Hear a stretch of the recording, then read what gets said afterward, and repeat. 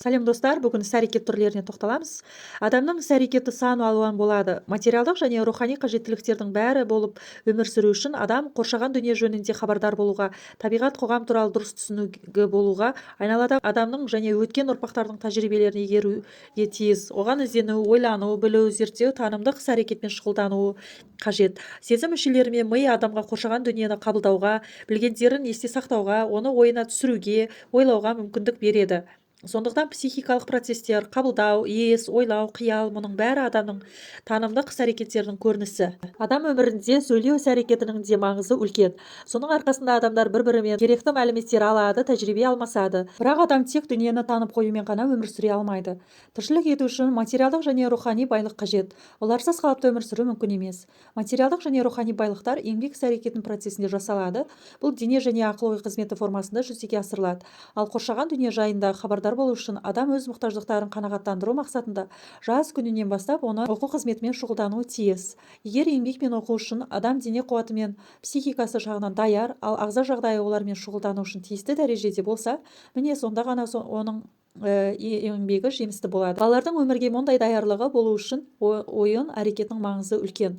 Адам әлеуметтік тіршілік иесі ретінде қоғамда тұрады, әрекет жасайды, сондықтан оның іс-әрекеті қоғамға бағынады, қоғамдық мұқтаждықтарды белгілі дәрежеде қанағаттандыру үшін қызмет етеді. Нағыз саналық қызметінде жеке адам мотивтері қоғамдық мақсаттармен ұштасып жатады. Ойын бала әрекетінің бір түрі. Ойын арқылы баланың белгілі бір буыны қоғамдық тәжірибені меңгереді, өзінің психикалық ерекшеліктерін қалыптастырады. Бала ойынында қоғамдық, ұжымдық сипат болады. Мәселен, кез келген бала еш уақытта жалғыз ойнамайды, қатар құрбыларымен бірлесіп ойнайды. Ойын арқылы бір-бірімен өзара қарым-қатынас жасайды. Баланың жасы өсумен қатар ойнайтын ойынның мазмұны да өзгеріп отыратыны белгілі. Бір жастағы бөбектің ойыны манипуляциялық, сыртынан ұстап көріп, тарсылдату деген мағынада сипатта болса, балалар бақшасындағы балалар сюжеттік ойындармен айналысады. Бастауыш сынып оқушылары ойындарының басты ерекшелігі оның ұжымдық сипатта болатындығы. Әрине, 7-8 жасар балалардың ойын ұжымы әлі де жөнді дағдыланбаған. Мұндай ұжымның құрамы 2-3 баладан аспайды. Ал 3-4 сынып оқушыларының ойындарына ұжымдық сипат жақсы жетіледі. Ұжымдық ойындарда бала жолдастық мәні неде екенін түсіне бастайды. Өзінің басындағы мінез-құлықтың кейбір теріс бітістеріне ұялып, одан арылғысы келеді. Ұжымдық ойындар баланы моральдық, эстетикалық сезімдерінің қалыптасуына да әсер етеді. Бастауыш сынып оқушыларының өмірінде спорттық ойындар да едәуір орын алады. Олар футбол, волейбол, теннис, асық ойындарын ойнай алады. Бұл ойындарда ережелерді сақтау, бір-бірімен жарысу кездері күшті болады. Сондықтан да мұндай ойындар дербестікті, жылдамдықты, ептілікті, тапқырлықты қажет етеді. Бастауыш мектеп мұғалімдері бала ойындарына дұрыс жетекшілік көрсету арқылы оны денесін шынықтырып қоймай, жақсы психологиялық қасиеттердің де қалыптасуына мүмкіндік туғызады. Оқу әрекеті. Мектеп жасындағы балалардың негізгі әрекеті оқу. Оқу арқылы балаға қоғам өзінің ғасырлар бойы жиналған асыл мұрасын, дағды, тәжірибесін береді.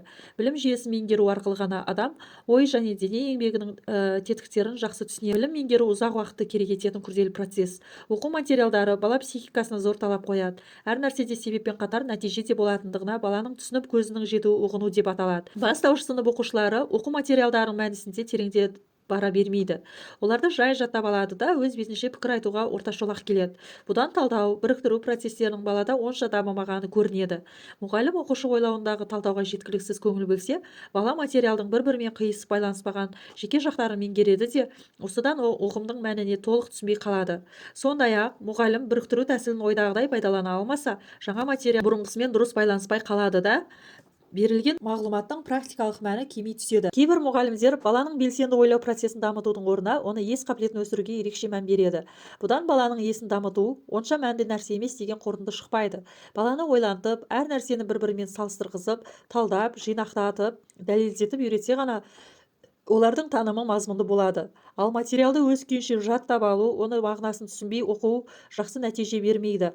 Бала дұрыс білім ала алмайды. Бастауыш мектеп мұғалімдері осы жайды қатты ескергендері дұрыс. Мектеп оқушыларының оқуға саналы қалыптасуын тәрбиелеп, дамытуда мұғалімдер ұжымының алатын орны ерекше. Мәселен, олардың арасында мектепке оқуға сырттай қызығып келетін балалар да жиі ұшырайды. Мұндай бала мектеп үйіне, оның партасына, мұғалімге, өзіндей балаларға көңіл бөледі.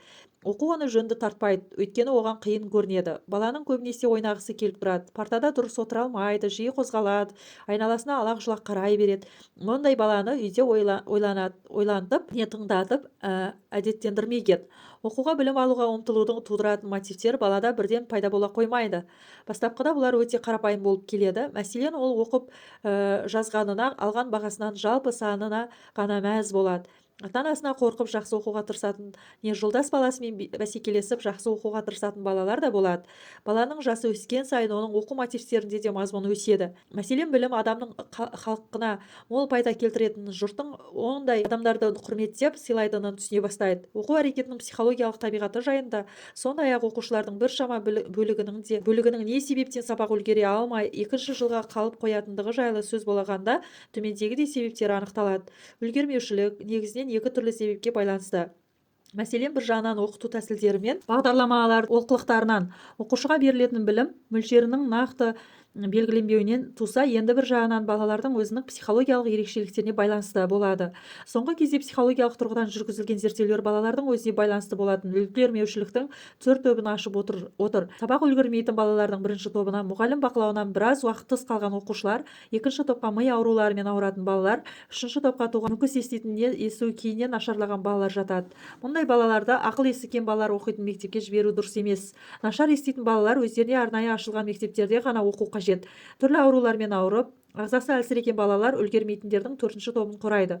Осы топтың балалары санаториялық мектептерде оқыса, оқу бағдарламасын жақсы меңгеріп кете алады. Үлгермеушілердің 1-ші, 3-ші, 4-ші тобындағы балалар жетілдірілген әдістермен оқытылса, олардың оқу нұсқалығын жойылып, ақыл ойының белсенділігі біртіндеп артатын болады. Балалардың сабақ үлгермеушілігінің көзін неғұрлым ерте табу, сондай-ақ оларға қажетті психологиялық шараларды таңдай білу әр мұғалім ойластыратын негізгі мәселе. Бұл сонымен бірге педагогика, психология ғылымдардың әлі де болса тәптіштеп зерттей түсетін зор мәнді ғылыми проблемасы. Еңбек әрекеті.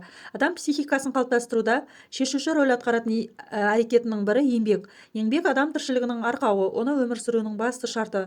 Жас баланың еңбек дағдылары жанұяда қалыптаса бастайды. Тіпті 2-3 жастағы балалардың шешініп киінуі де, ойыншықтарын жинап қоюы да еңбек процестеріне элементтер бар. Мектепке дейін бала үй ішінде қолғабыс етеді, үй сыпырады, гүлге су құяды, үй жануарларын күтеді, тағы басқа. Осы айтылғандардың бәрі еңбек процесінің нақты көріністері. Баланың жасы өскен сайын еңбек дағдылары да қатая түседі.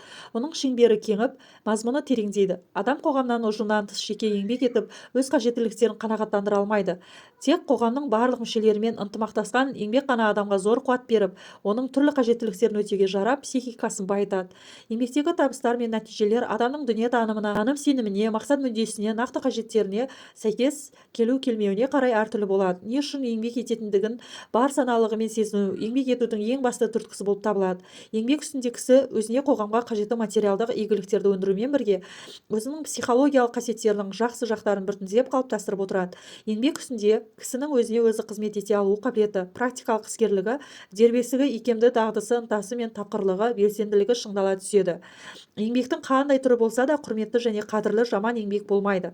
Адам өз еңбегінің жұртқа және өзіне пайдалы екендігін, одан шығатын нәтижені үнемі сезініп отыруы тиіс. Еңбек тек өнімді, пайдалы болып қана қоймай, шығармашылық сипатта болу қажет.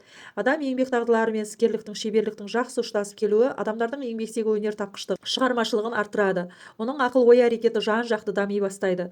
Мұғалімдер балаларды еңбектің кез келген түріне, одан шығатын нәтижелерге сый-құрмет көрсетуге, рухында тәрбиелеп отыруы тиіс. Жас баланың еңбек дағдылары жанұяда қалыптаса бастайды. Өйткені тіпті кішкентай еңбектің өзі зейіннің бір жерге жиналуын, дәлдікті, күш салуды қажет етеді. Еңбек дағдыларының мардымсыздығы төменгі сынып оқушыларына тән қасиет. Мұндай жағдай баланың жазу дағдысын қалыптастыру кезеңінде де байқауға болады. Еңбек сабағында осы жай байқалады. Бұл оның ағзасын тез шаршатады. Егер еңбек сабағы ұйымдастырылса, балалар оған бар ынтасымен кірісетін болады. Мұғалім еңбек сабағында баланы табандылыққа, мақсатқа ұмтылуға, өз бетімен істеуге талпынушылыққа, ұйымшылдыққа тәрбиелеуде басқа пәндік сабақтардан гөрі біраз артықшылығын бар екені үнемі есінен шығармауы тиіс. Өйткені оқу мен тәрбиенің егіздігін бізге әр нәрсенің тәрбиелік жағынан баса назар аударып отырудың қажет етеді. Бастауыш мектепте дұрыс ұйымдастырылған еңбек сабақтары оқушылардың ой-өрісін жан-жақты зерттеп білуге мүмкіндік береді. Олардың шығармашылық мүмкіндіктері мен қабілеттерін, еңбекке деген сүйіспеншіліктерін қоса дамытатын болады.